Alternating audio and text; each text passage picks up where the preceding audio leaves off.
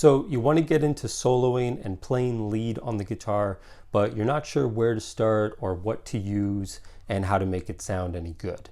So by the end of today's video, I'm going to give you kind of a blueprint so that you know exactly what to use, where to put it, and how to use it a little bit. So you can sound really good in any key or any song and know exactly what to do. First thing we're going to look at is the pentatonic scale.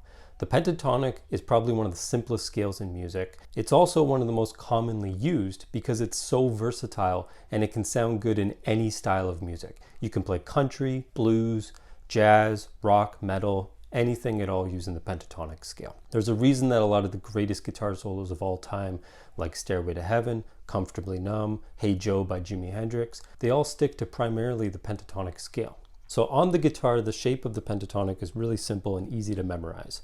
If we're going to be playing it at the 5th fret on the 6th string, on the low E, we're going to start by going 5, 8. On the A string, you go 5, 7. On the D string, you go 5, 7 as well. G, 5, 7. And then the B and the E string at the end, you go 5, 8. So again, it's 5, 8, 5, 7, 5, 7, 5, 7, 5, 8, 5, 8.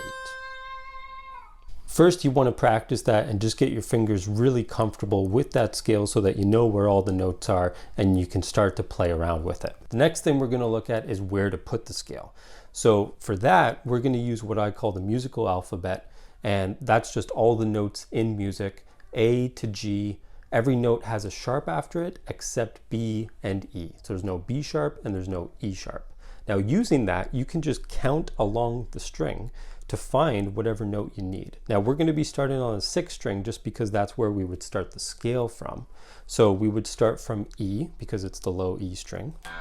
Now since there's no E sharp, you would just go directly to F, and then the 2nd fret would be F sharp, 3rd fret would be G, then G sharp, and then back to A sharp, B, and so on. So you can use that formula to know where to put your scale.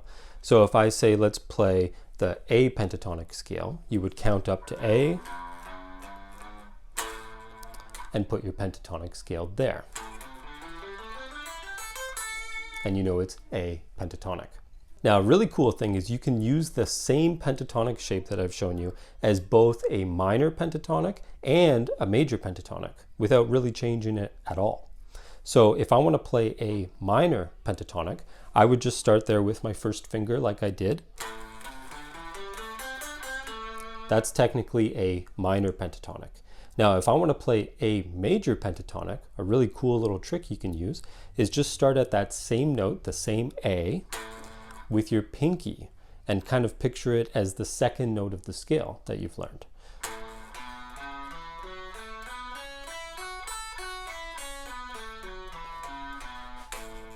So it's the exact same scale shape, but I'm just starting from the 2nd note with my pinky on A, and now it's a major pentatonic. So I've made 2 quick little backing tracks here, one in a major key and one in a minor key, to give you an example of how I would find where the pentatonic goes and how it sounds with them. So the first one is in D major. I would find D on the 6th string, count all the way up to find D, which would be at the 10th fret. And then again, I would start there with my pinky because I'm using D major. So I would start from there and play it in that position. So let's see how it sounds.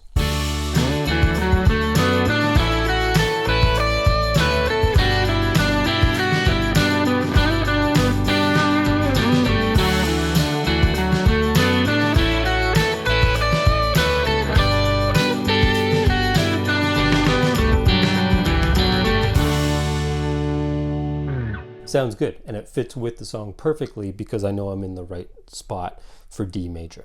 The second one is in A minor. So again, I would just count up the E string to A, and you would find it at the 5th fret. And now I would start there with my first finger because I'm using minor pentatonic. Let's see how that sounds.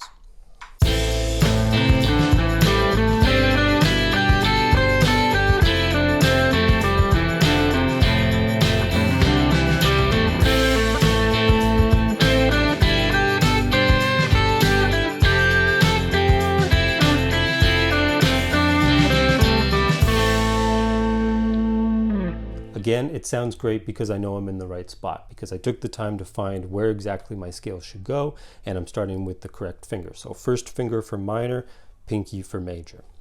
And the last thing is to try to use the pentatonic so that you're not really just going up and down the scale, but you're really playing around with it, trying to add techniques that you know, hammer-ons and pull-offs and bends, everything fun on the guitar, and try to make it sound as musical as possible. So I'm going to do that last one again in A minor, and this time I'm going to try to make it sound more melodic, a little bit nicer sounding, but still sticking to strictly the pentatonic, nothing else.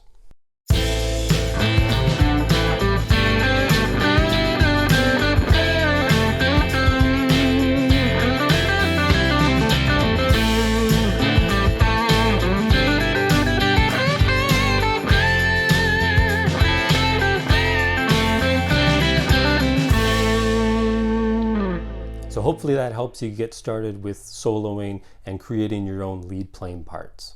The best way to practice this is to search up on YouTube backing tracks, and there are going to be thousands of them in all different keys and all different styles.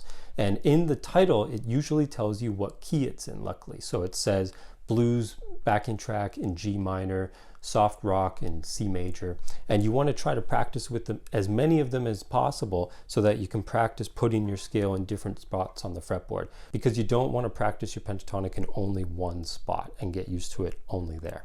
If you found that helpful, please hit the like button and subscribe for more lesson videos, and have fun with that, guys. Keep up the practice.